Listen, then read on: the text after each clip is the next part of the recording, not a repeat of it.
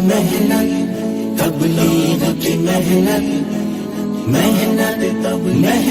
تبلیغ کی محنت دعوت یہ فرض عین ہے، ہر ایک کے ذمے ہے، بلکہ یہ ضروری ہے اس لیے کہ ورنہ اس کی نجات مشکل ہے۔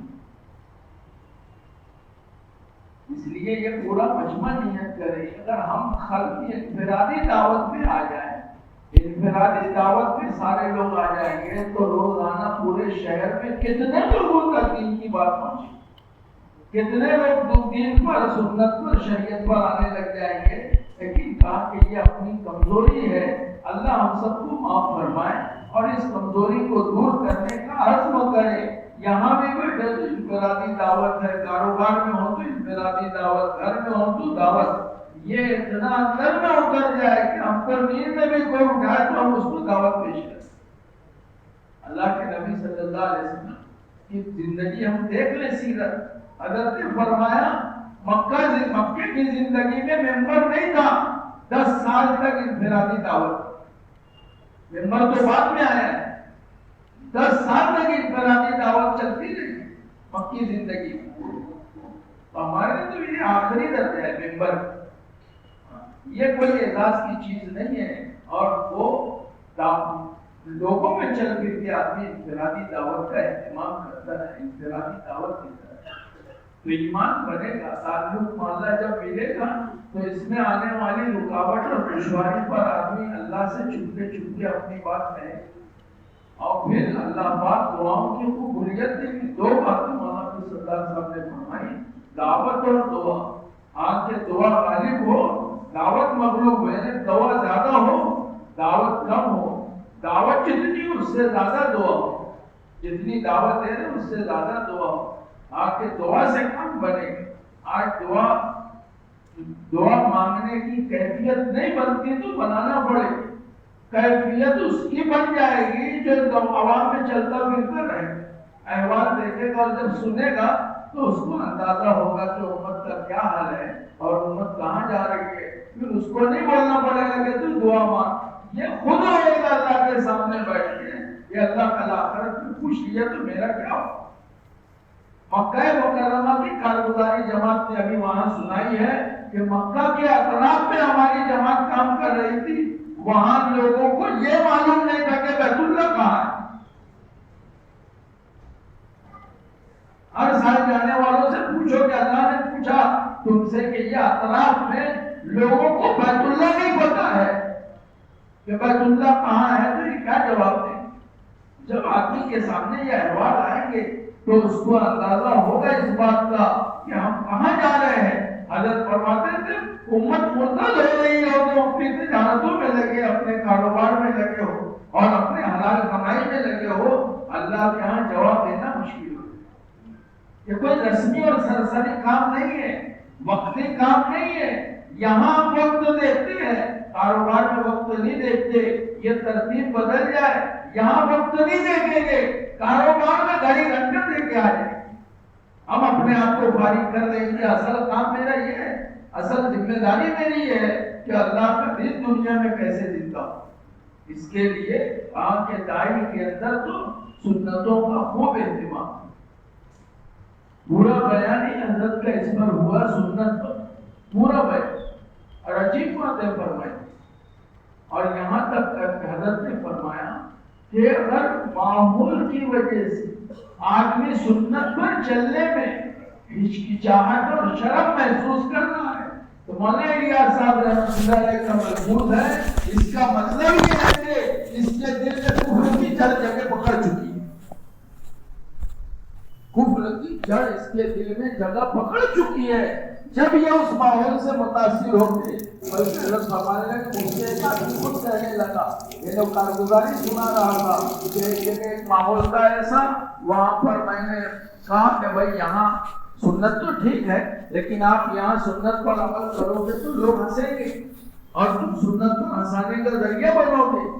یہ لوگ بولتے ہیں، حالانکہ رواج کی وجہ سے آدمی سنت کا مخالف ہو جائے، ہم رواج کے اتنے عادی ہو گئے ہیں کہ ہم کو سنت جو ہے وہ دیکھ کے چلتے ہیں کہ یہاں سنت پہ چلنا ہے کہ نہیں چلنا ہے۔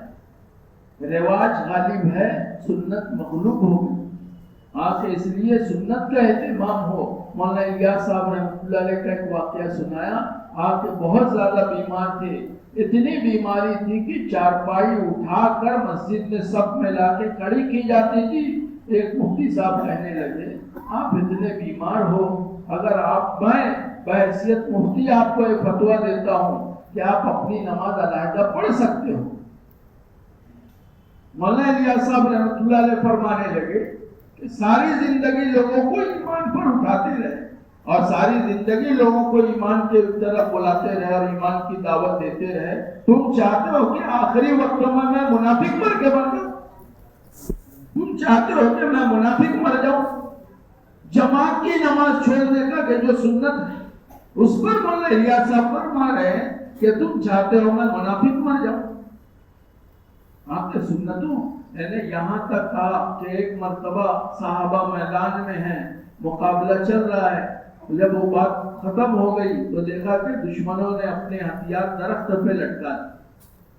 صحابہ کو یہ بات اچھی لگی، صحابہ کو یہ بات اچھی لگی تو انہوں نے، لیکن انہوں نے سوچا ان کے اندر اجتماعی نظم ایسا تھا کہ کوئی بات حضور پاک صلی اللہ علیہ وسلم سے پوچھے بغیر نہیں کرتے تھے۔ آپ کی خدمت میں آ کے بات بتائی کہ اگر ہم بھی ایسا کر لیں کہ وہ اپنے ہتھیار محفوظ بھی رہیں گے، سلامت بھی رہیں گے اور حفاظت بھی ہوگی، کہ ہم بھی درختوں پہ اپنے ہتھیار لٹکا دیں۔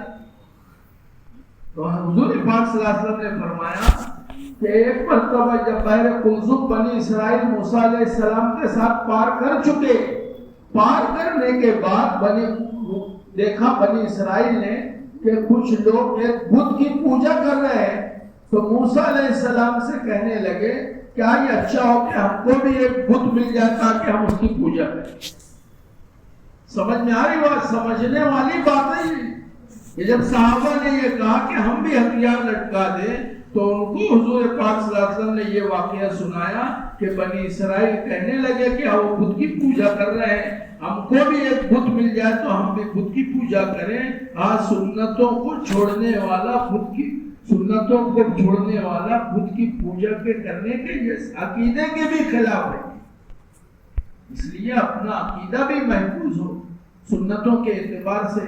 تو باتیں جو ہے بڑی پورا بیان فجر کا اسی پر تھا کہ ہم سب، بلکہ حضرت نے فرمایا کہ میں دیکھتا ہوں کہ ہمارے کام کرنے والوں کے اندر بھی اب سنتوں کا اہتمام نہیں رہتا، سنتوں کا اہتمام نہیں۔ ہم معلوم کریں کہ کس موقع کی کیا سنت ہے، حضور پاک صلی اللہ علیہ وسلم کا کیا طریقہ ہے۔ بہت پرانی بات ہے، مولانا یونس صاحب رحمۃ اللہ علیہ فرماتے تھے کہ ایک نیگرو ایمان لایا افریقہ، تو ان کے پاس گھنگریالے ہوتے، تو اس نے پوچھا کہ حضور پاک صلی اللہ علیہ وسلم مانگ کہاں سے نکالتے ہیں؟ کہا بیچ سے مانگ نکالتے تھے۔ اب ان کے بال میں مانگ کا تو کوئی تصور نہیں ہے، تو اس نے اپنے بیچ کے بال کاٹنا شروع کیے تو پلیٹ سے کھال بھی کٹ رہی تھی۔ لوگوں نے پوچھا کیا کر رہے ہو؟ کہا میں حضور کی جیسی مانگ نکال رہا ہوں۔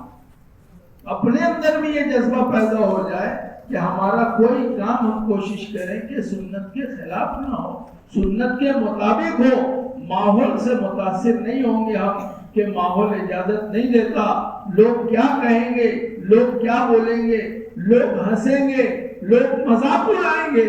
حضور کی اس طریقے کی مذاق اڑانے والا وہ خود دیکھ لے گا کہ اس کے ساتھ اللہ کیا معاملہ ہے۔ آج جب سارے وزراء جمع ہو گئے اور بڑے بڑے چودھری جمع ہو گئے تھے اور کھانا کھا رہے تھے تو کھانے میں ایک لقمہ نیچے گر گیا، تو کسی نے ٹھوکا مار کے کہا کہ سب اتنے بڑے بڑے لوگ بیٹھے ہیں، یہ زمین سے اٹھا کے لقمہ آپ کھاؤ گے تو کیا کہیں؟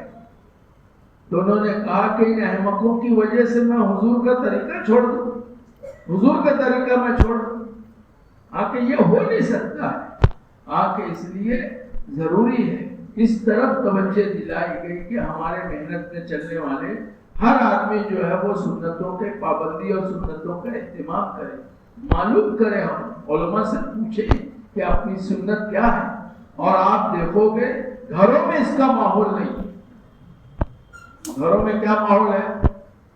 گھر میں کوئی ماحول نہیں ہے، بلکہ عزائم کر کے آئے ہیں ہر مسجد وار جماعت کے ساتھی کے گھر میں 5 اعمال کے ساتھ تعلیم شروع ہو جانا چاہیے. ورنہ 3 لوگ ہیں گھر میں، جیسے مرد، عورت اور بچہ، اگر ایک بھی بے دین رہے گا تو باطل اسی کے راستے سے گھس جائے گا.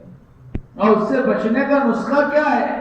آگے گھر کے اندر 5 اعمال کے ساتھ تعلیم کا نظام کیسے شروع ہوگا؟ تو بات مذاکرے میں بات یہ آئی ہے کہ انفرادی طور سے ایک ساتھی کو لے کے بیٹھے اور ان سے پوچھے کہ بھائی کیا دشواری ہے. بلکہ بعض مرتبہ اس سے پہلے جوڑ میں یہ بات آئی تھی کہ دوسرے تقاضوں سے زیادہ ضروری تقاضا یہ ہے کہ تم اپنے گھر میں تعلیم کرو 5 اعمال کے ساتھ. چاہے سب تجوید جانتے ہو تب بھی ہلکا لگے گا گھر میں قرآن. تمہیں سب تجوید تو پتا ہے نہیں، اس میں بھی ہلکا لگے گا. یہ حضور پاک صلی اللہ علیہ وسلم کا طریقہ ہے. اللہ کے نبی صلی اللہ علیہ وسلم ایسے ہی سکھاتے تھے. اس لیے اپنے گھروں کے اندر 5 عامل، ہمارے بچے بیٹھے، ماں بہنیں بیٹھی، بیوی بیٹھی، ماں بیٹھی، ہم بیٹھے، اور ان کو 5 اعمال کے ساتھ تعلیم کر کے گھروں میں بتائیں ہم کہ یہ روح ہے تعلیم کا. اس کے ذریعے سے اپنے گھروں کے اندر سے بے دینی نکلے گی اور دین آئے. اس میں کبھی سنتوں کا 6 صفات جو ہیں اس میں تو ساری چیزیں، ایمانیات بھی ہے، سنتیں بھی ہے، علم بھی ہے، ذکر بھی ہے، اس میں سب آ جائے گا. تو اپنے گھروں کے اندر یہ اعمال شروع ہو جائیں گے. اگر اس کی طرف ہم نے توجہ نہیں دی اور صحیح جگہ گھر والوں کا وقت نہیں لگوایا تو غلط جگہ ان کا وقت لگے. اگر صحیح جگہ ان کا جان مال نہیں لگا تو وہ جان مال غلط جگہ لگے. اس لیے ضروری ہے یہ بات کہ ہم اپنے گھر میں یہ پورا مجمع کا راج نیت کر لیں. بلکہ اس مرتبہ تو جوڑ میں بات آئی کہ شب گزاری میں تشکیل میں ایک تشکیل یہ بھی ہے کہ پورا مجمع کی تشکیل ہونی چاہیے کہ ہر آدمی آنے والا یہ نیت یہاں سے لے کے جائے کہ اپنے گھر میں انشاءاللہ میں 5 اعمال کی تعلیم کے حلقے شروع کروں. یہ پورا مجمع نیت کرے کہ انشاءاللہ ہم شروع کریں گے گھروں کے اندر تعلیم. نہیں کرو گے محترم بزرگوں اور دوستوں تو جو کارگزاریاں ہیں، اب یہ ایک علاقے کی کارگزاری سنائی انہوں نے کہ 700 بچیاں ایسی ہیں جو غیروں کے ساتھ چلی. ایک ضلع شہر کی یعنی اب پچھتانا پڑے گا. آج اپنے سامنے برسوں سے بات آ رہی ہے لیکن ہم اس کو دل پر نہیں لے رہے. کب اللہ نہ کرے ایسی کوئی بات پیش آ جائے اس وقت ہم کچھ نہیں کر سکیں. آج موقع اللہ نے دیا ہے. اگر نہیں ہوتی ہے، شرمانا نہیں ہے، کتاب نہیں ہے خرید لے، پیسہ نہیں ہے ادھار لے کے لے آئے، لیکن اپنے گھر کے اندر سب کو بیٹھائیں، ان کی خوشامد کرے کہ آ جاؤ تم. یہ عمل ہے حضور کا. اور حضور کے زمانے میں یہی حلقے ہوتے تھے. 3 لوگوں کے حلقے میں اللہ نے حضرت عمر جیسے آدمی کو ہدایت دے دی. صرف 3 فرد تھے اس میں اور اس کی قرآن کے حلقے کی برکت سے حضرت عمر کو ہدایت ملی. اپنے گھروں میں جب یہ قرآن کے حلقے، یہ اعمال ہدایت ہے، اعمال تربیت ہے، یہ اللہ کی رحمت کو متوجہ کرنے والے اعمال ہیں. ہمارے گھروں کا ماحول بدل جائے گا. جب تک گھر کا ماحول نہیں بدلے گا پڑوس کا ماحول کیسے بدلے؟ آج ہمارے اندر اتنی بھی فکر نہیں ہے کہ میرا بچہ کہاں جا رہا ہے. میں ساری دنیا کے باطل کے توڑنے کی بات کرتا ہوں اور میں ساری دنیا میں دین کے زندہ کرنے کی آواز لگاتا ہوں، لیکن پتہ چلا گھر کے افراد کا ہی کوئی درد نہیں.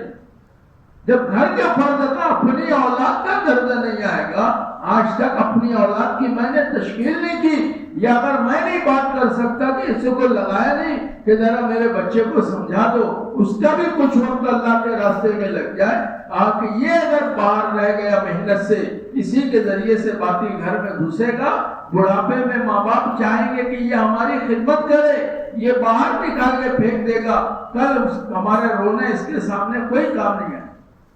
یہ ضروری ہے کہ اپنے گھروں کے اندر یعنی ہمارا شب گزاری میں آنا، یہ عزم کر کے جانا ہے یہاں سے.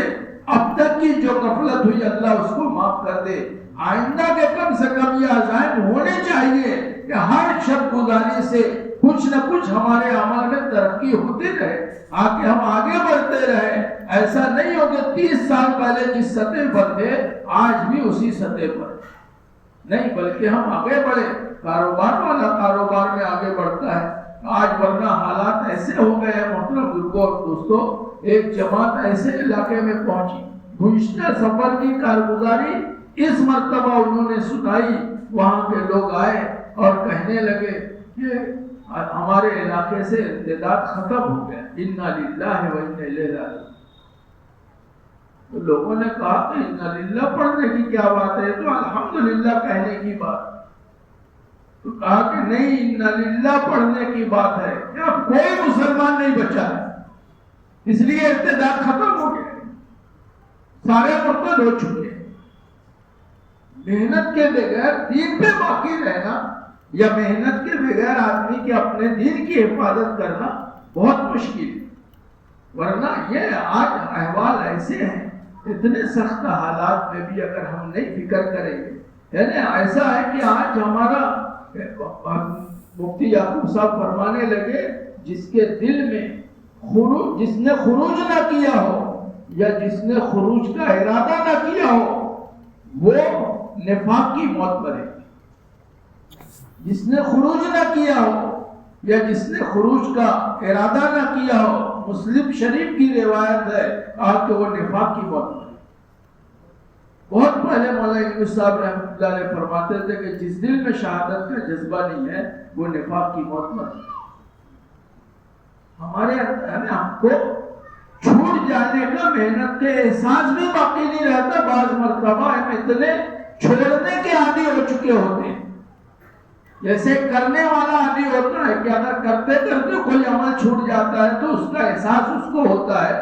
ہم چھوڑنے کے اتنے عادی ہو گئے کہ برسوں ہو جاتے ہیں وہ عمل چھوٹا ہے اور ہم کو احساس بھی نہیں ہے کہ ایک چیز چھوٹ رہی. کیسے کم ہو؟ اس لیے ضروری ہے اس بات کی طرف توجہ دلائی جا رہی ہے. یعنی ابھی تو دینی طلبہ، گھر کی تعلیم، عصری طلبہ، ہر ایک کی محنت کا نظام بنا کہ کوئی پہلو چھوٹنے نہ پائے، کوئی ادھورا رہنے نہ پائے، کہیں ذرا سا بھی جھول نہ ہو، کہیں سے بھی موقع نہ ملے باطل کے اندر آنے کا. آ کے اس کی فکر آدمی کر لے کہ اپنی محنت کا ایسا نظام بن جائے کہ کوئی فرد ہماری محنت سے چھوٹنے نہ. دینی طلبہ کے بارے میں تفصیل سے بات مفتی یعقوب صاحب نے فرمایا، بہت اہتمام فرمایا. مولانا الیاس صاحب رحمۃ اللہ علیہ فرماتے تھے خروج جو ہے یہ اس کے علم میں بڑھوتری پیدا کرے گا. اور انہوں نے فرمایا کہ حضرت علی قاضی القضا جو بنے تھے وہ ان کے نفر کی وجہ سے بنے تھے، حضرت علی. اور یہ استعداد پر نہ کر دے گا، یہ خروج امت سے جہل نکلے گا. بلکہ یہ ہونا چاہیے ہمارے مدارس میں کہ کہیں اگر خبر ملے ارتداد کی، فوراً ہم اپنے اداروں سے جماعت تیار کریں اور وہاں بھیجیں. آ کے وہاں جب ہم احوال دیکھیں گے، علماء جب چلیں گے پھریں گے اس میں اور احوال دیکھیں گے. سال اس لیے کا لگوانا چاہتے ہیں، اس کی دو باتیں ہیں. ایک تو یہ خود چل کے امت کا حال دیکھے اور امت کا حال دیکھ کے دوسری بات یہ ہے کہ ان کے اندر خود امت کو دین سکھانے کا جذبہ پیدا ہو. دو باتیں. اس لیے اب تو ماشاءاللہ بڑا رجوع ہے علماء کا، عوام کا. یعنی اس مرتبہ تو جگہ نہیں تھی ٹھہرنے کی، رکنے کی. آس پاس کی مسجدوں میں جماعتیں روانہ کر دی گئی ہے. اتنا رجوع آپ کے طلبہ کے لیے بہت زیادہ فکر کی گئی کہ طلبہ کا ہر مدرسے میں، ہر مدرسے کے 100% طلبہ اپنی مسجد کی وہاں جماعت میں جڑے، مدرسے کی مسجد وار جماعت میں کوئی چھوٹنے نہ پائے اور وہ پانچوں اعمال اپنے مدرسے میں کرے. مکتب کے بارے میں کہ کوئی مسجد ہماری خالی نہ رہے جہاں مکتب کا نظام نہ ہو. مکتب والوں کا حضرت نے فرمایا تعاون کرو، تعاون کر سکتے ہو ورنہ مال سے کرو، جان سے کرو، لیکن ہر مسجد میں مکتب کا نظام ہونا چاہیے. اپنی مسجد کو آباد کرنے کے ساتھ ساتھ یہ حلقوں کا نظام بھی بنے. ہلکے کے نظام بنے، علماء وقت دے، آنے والی عوام ان سے دین سیکھے، مسائل سیکھے۔ ایک قافلہ حج کے لیے جا رہا تھا، اس کا ارادہ مدینہ طیبہ رکنے کا نہیں تھا، لیکن انہوں نے دیکھا کہ مسجد نبوی میں کیا ہو رہا ہے، کچھ لوگ جمع ہیں، جا کے دیکھا تو مسجد نبوی میں یہ دین کے سیکھنے سکھانے کا حلقہ لگا ہوا۔ آکے ایسے ہماری کوئی مسجد باقی نہ بچے جہاں قرآن کا مکتب نہ ہو، بچے آ کے قرآن نہ پڑھتے ہوں، اور مکتب ہی کافی نہیں ہے بلکہ مسجد اور جماعت کے ذمے ہے کہ محلے کے کوئی گھر کا بچہ اس سے بچنے نہ پائے، چھوٹ نہ جائے جو بچہ۔ ورنہ ہمارے یہاں یہ ہوتا ہے کہ تھوڑا سا بڑا ہوا کام پہ چلا گیا، ایک آوک شروع ہوتی ہے، اب ماں باپ کو بھی فکر نہیں، ان کو مطلب پیسے سے ہوتا ہے، اب بچہ دین سیکھے نہیں سیکھے اس کو پرواہ نہیں ہوتی ہے۔ ایک لڑکا کام پوچھنے آیا، میں نے پوچھا کتنی عمر ہے تیری؟ آپ کے 15 سال ہے۔ میں نے کہا اچھا بیٹا کلمہ سنا؟ تو میرا منہ دیکھ رہا، مانا پڑھے ہوئے نا اول کلمہ طیب لا الہ الا اللہ، کہا نہیں پڑھا۔ اچھا مولا پڑھ لا الہ، تو کہا لا الہ، مولا الا اللہ، تو کہا الا اللہ، مولا اچھا آگے پڑھ، کہا مجھے نہیں معلوم ہے، ہمارے شہر میں کلمے سے نہ واقف، 15 سال کی عمر میں شریعت فرض ہو گئی ہے، نماز فرض ہو گئی ہے، لیکن اس کو اپنے پہلے کلمے کا علم نہیں ہے۔ جب ہم چلیں گے پھریں گے عوام میں تو ہم کو اندازہ ہوگا، یہ ساری چیزیں انفرادی ملاقات اور انفرادی دعوت میں سامنے آئے گی کہ آج لوگ پریشان ہیں، کسی کے گھر میں کوئی مسئلہ ہے، کوئی بیمار ہے، کوئی تنگی میں ہے، کوئی کسی حالات میں ہے، کوئی بے دینی کے ساتھ زندگی گزار رہا ہے۔ یہ سب ہماری مسجد وار جماعت کے ذمے ہے کہ ہماری مسجد وار جماعت پورے محلے میں، اور خالی محلے کی نیت نہیں بلکہ ایک ایک مسجد ہمارے عالم کے تقاضے پورے کرنے کے لیے تیار ہو جائے۔ یہ استعداد ہر مسجد کے اندر موجود ہے۔ 500 گھر 300 گھر ہے تو کیا وہاں سے بیرون کی جماعت نہیں جا سکتی ہے؟ 200 گھر ہے، 100 گھر ہے، وہاں سے بھی 8 آدمی کی بیرون کی جماعت جا سکتی ہے۔ جب ایک دیہات میں جہاں 16 گھر ہے وہاں سے بیرون کی جماعت چلی گئی تو ہمارے محلوں سے بیرون کی جماعت کیوں نہیں جا سکتی؟ ہم نے دل پہ لیا ہی نہیں اس کو، ہمارے اندر اس بات کا احساس ہی نہیں ہے کہ ملکوں میں لوگ منتظر ہیں۔ ایسے ملکوں میں جماعت پہنچی جہاں پہلی جماعت یہ پہنچی تھی، وہاں 2 مسجدیں، اب جماعت پہنچی وہاں تو سب نیا معاملہ ہے، پہلے کوئی جماعت آئی نہیں، ابھی کارگزاری سنائی، ہماری پہنچی 2 مسجدیں تھی۔ ہم ایک مسجد میں گئے، امام صاحب اچھے سے ملے اور امام صاحب نے کہا 1972 میں میرے والد کا نظام الدین میں وقت لگا، لیکن یہ تمہاری پہلی جماعت یہاں آئی تھی۔ 2 مسجدیں تھی وہاں، ایک عربوں نے بنائی تھی، عرب جو ہے وہ مسجد تو بنا دیتے، ویران تھی، لیکن ان کے خاندان کی عورتیں جو ہے وہ مسجد کی حفاظت کرتی تھی کہ ہمارے آبا و اجداد نے بنائی ہے، اس لیے اس کی حفاظت کا نظام۔ امام صاحب نے کہا آپ جماعتیں بھیجو، ہم استقبال کرنے کے لیے تیار ہیں۔ طارق بن زیاد کے نام پر اس پورے ملک کا نام ہے، صرف 6 کلومیٹر کا ملک ہے۔ کتنے کلومیٹر؟ 6 کلومیٹر کا ملک ہے، اس میں یہ نظام بنا ہے، تو لوگ تو منتظر ہیں۔ جزیروں کا حال یہ ہے، آپ جا کے جو جماعتیں گئی ہیں ابھی ماشاءاللہ کئی جماعتیں گزشتہ بھی آتے آتے وہ جماعت البانیہ رکی، جہاں جماعت نہیں جاتی تھی وہاں تھوڑا سا کچھ غلط فہمی تھی، ان کو سمجھایا، بلکہ حضرت نے جو اہم بیان ہوتا ہے مغرب کا پیر کے دن، اس میں یہ بات فرمائی کہ جو نہیں آتے ہیں آپ ان کے پاس جاؤ، ان سے پوچھو کیا غلط فہمی ہے، ان کو لاؤ۔ یعنی پورے بیان کا خلاصہ یہ تھا، ایک صاحب ان سے کہنے لگے کہ حضرت کے بیان سے اندازہ لگتا ہے کہ حضرت چاہتے ہیں کہ جو چلیں گے سب کو لے کر آئے۔ کہا جب ہماری جماعت البانیہ پہنچی تو وہاں کچھ غلط فہمی تھی، جب گئے تو مسجد میں استقبال نہیں ہوا تھا، لیکن جب ان کی غلط فہمی دور ہو گئی اور وہ مانوس ہو گئے، قریب آ گئے، 1 یا 2 دن کا قیام تھا وہاں پہ، آج جب قریب آ گئے اور ہم واپس آنے لگے تو وہاں کے ذمہ دار احباب کہنے لگے کہ کم سے کم 1 نماز مرکز پہ پڑھ کے تم چلے اور اب جماعتیں بھیجو، ہم استقبال کریں گے، اللہ جزائے خیر دے۔ وہاں سے تقاضا آیا ہے پونا کی جماعت تیار ہو کے وہاں پہنچ گئی. یہاں کارگزاری سنا رہے تھے، جماعت وہاں پہنچ چکی. یہ ہونا چاہیے کہ تقاضا آیا اور ہم تیار ہیں. پوری دنیا میں کہیں کبھی تقاضا ہو، اپنا یہ جذبہ ہو کہ ہم تیار ہیں، آپ تقاضا دو، ہم جماعتیں بھیجتے ہیں. وہ جماعت ماشاءاللہ پہنچ گئی، وہاں کے لوگوں نے استقبال کیا اور کام بھی شروع ہو گئے. ورنہ ایسے وہ چھوٹے رہ جاتے ہیں، کسی کو پرواہ نہیں ہے اور وہاں پر کوئی جانے والا ہی نہیں ہے.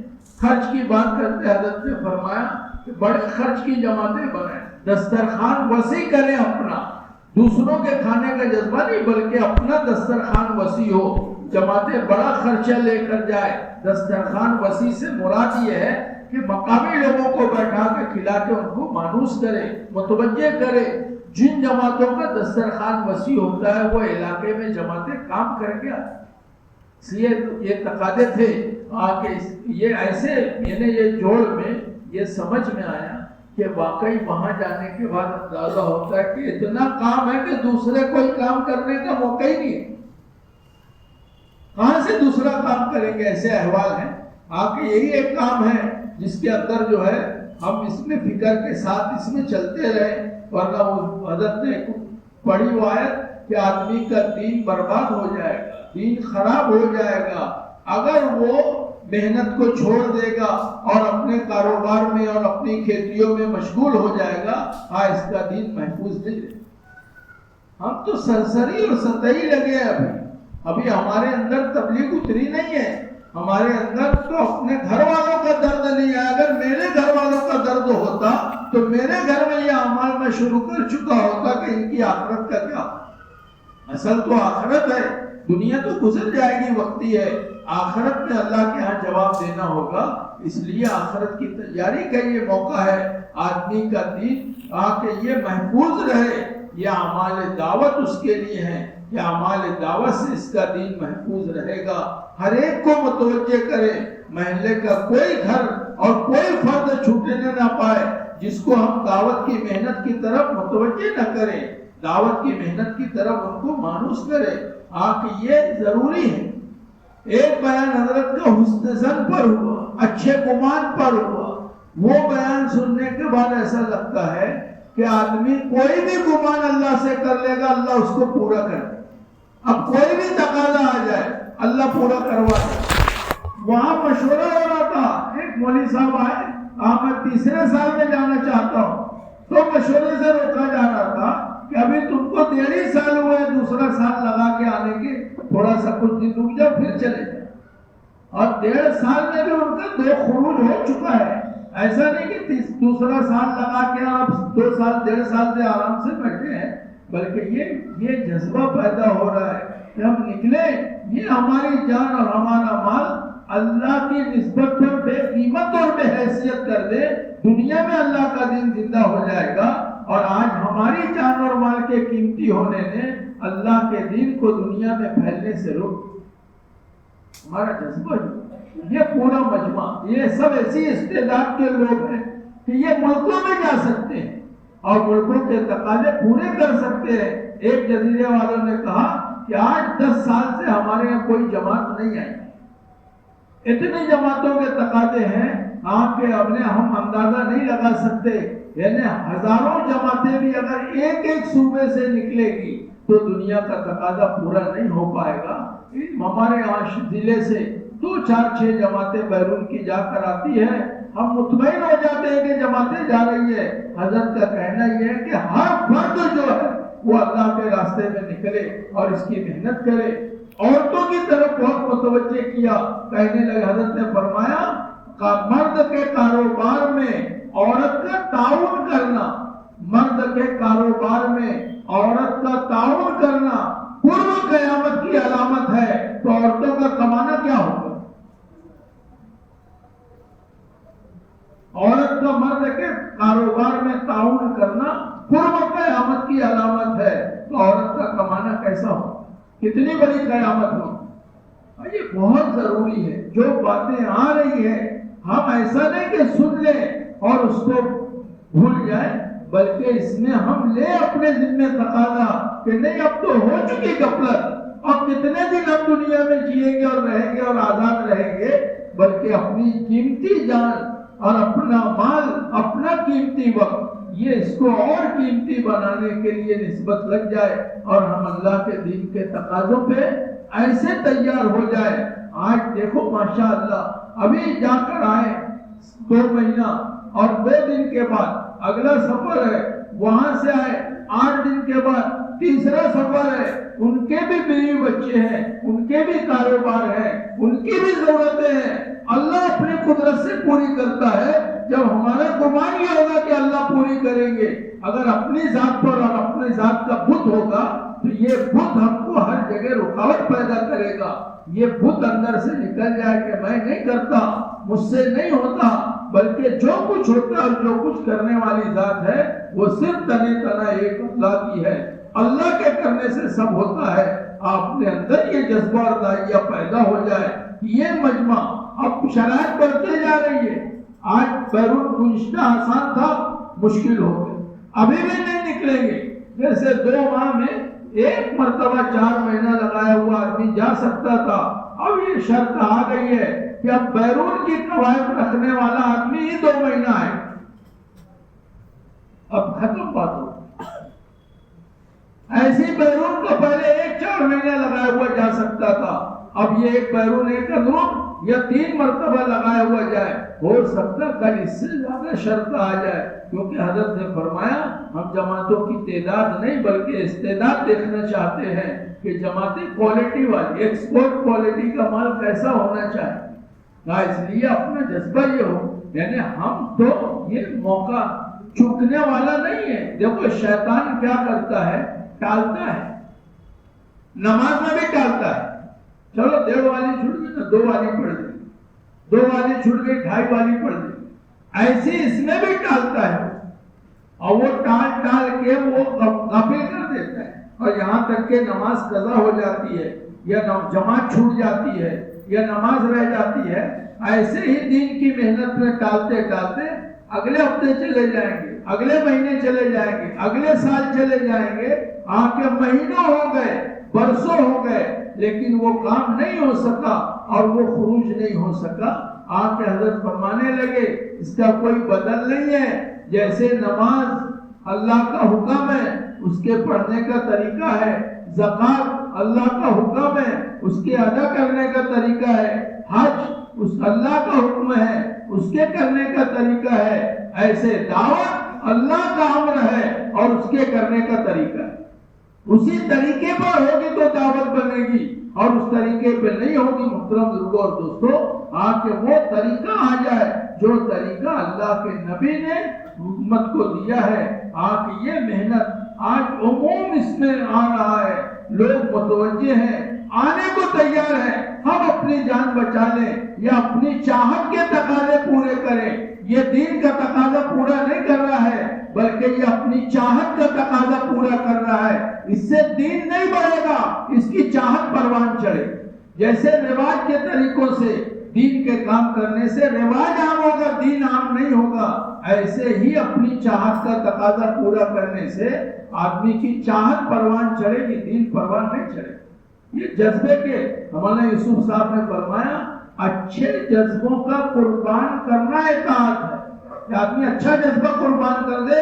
اللہ کے دین کی نسبت پہ صحابہ کی مثالیں دی کہ صحابہ کیسے قربان کرتے تھے اپنا سب کچھ اللہ کے دین کی نسبت پہ، آکے ایسے اپنے اندر بھی یہ جذبہ پیدا ہو کہ اللہ کے دین کے لیے یہ نہیں دیکھیں گے کہ ہم اب کو 1 سال ہوا، 2 سال ہوا، 6 مہینہ ہوا۔ جذبہ تو ہمارا یہ ہو کہ جب تقاضا آ جائے ہم تیار ہیں، ہم باقی تقاضے اپنے گھر کے، کاروبار کے، بیوی بچوں کے، قرضوں کے، بیماریوں کے، یہ بعد میں کر سکتے ہیں، لیکن یہ موقع ہاتھ سے نکل گیا۔ حضرت نے فرمایا تقاضے کا قربان کرنا دنیا میں ارتداد کا سبب ہے۔ جب تم تقاضے قربان کرو گے دنیا میں ارتداد بڑھتا جائے۔ ہم تقاضے قربان نہیں کریں گے، تقاضے پہ چلنے والی بن جائے تاکہ دنیا کا ارتداد رک جائے، دنیا سے ارتداد ختم ہو جائے۔ آپ کہ اپنے اندر یہ بات جذبہ پیدا ہونا چاہیے اور اس کی فکر ہونا چاہیے. اللہ کے وعدوں پہ یقین کر کے چلنے والا اس میں چلے گا. اللہ کے وعدوں پہ ہمارا یقین ہو کہ سب کچھ کرنے والی ذات میں اعلان کرتا ہوں اور بولتا ہوں کہ سب کچھ اللہ سے ہوتا ہے، اور جب تشکیل کا موقع آتا ہے تو ہم دائیں بائیں دیکھتے ہیں. اس کا مطلب یہ ہے کہ جو تم بول رہے ہو وہ صحیح نہیں. حضرت عمر رضی اللہ عنہ کے پاس ایک صاحب کہنے لگے حجر اسود کے بوسے کے تعلق سے کہ اگر کسی کو تکلیف ہو گئی تو بوسہ نہیں لے سکے تو حضرت عمر رضی اللہ عنہ نے فرمایا یہ تو اگر کے بیچ میں کیوں لا رہا ہے؟ یہ اگر مگر کو نکال کے یمن پھینک دے کہ اگر مگر ہم کو برباد کر دے گا. ہمارے اندر اگر مگر نہ ہو، بلکہ ہم تو یہ ہے کہ یہ تقاضا ہے، میں تیار ہوں. اللہ کے دین کی نسبت پہ صحابہ کی سیرت دیکھ لیں. مولانا عبدالستار صاحب فرمانے لگے اللہ حضرت کو جزائے خیر دے کہ انہوں نے حیات الصحابہ کی طرف پوری دنیا کو متوجہ کیا، ورنہ حیات الصحابہ اوجھل ہو. سارے واقعات بھرے ہیں اس حیات الصحابہ میں اور صحابہ کی قربانیاں ہیں. ہم ذرا ملا لیں اس سے اپنی زندگی. ہمارے مزار آزار، ہمارے مسائل، ہماری پریشانی، ہماری تنگی اس سے زیادہ ان کے ساتھ تھی، لیکن اللہ کے دین کے تقاضوں پہ ان کا یہ جذبہ ہوتا تھا کہ یہ تقاضا ہمارے سامنے آ گیا، زخمی ہے، بیٹھ نہیں پاتے تھے، غسل کے لیے ہے، غسل نہیں کر سکے ہیں. یہ نہیں، ان کا یہ جذبہ ہی نہیں تھا کہ یہ کام پورا کر لو پھر جاؤں. 3 دن کا فاقہ ہے، اللہ کے راستے میں ہے، ایک گوشت ملا ہے، 3 دن کی بھوک کے بعد گوشت ملا ہے. اندازہ لگاؤ کیا چاہت جذبہ ہوگا. اور آواز لگی، اپنے آپ سے کہنے لگے کہ اللہ کے دین پہ آنچ آ گئی اور تو دنیا میں مشغول ہے. اس گوشت کے ٹکڑے کو پھینکا اور جا کے اللہ کے راستے میں شہید ہو. اب بتاؤ اس سے زیادہ بری حالت ہے کہ ہم تقاضے پہ دائیں بائیں دیکھیں اور دوسروں کو پیش کریں؟ نہیں، بلکہ ذمہ دار احباب اپنی ذات سے بتائیں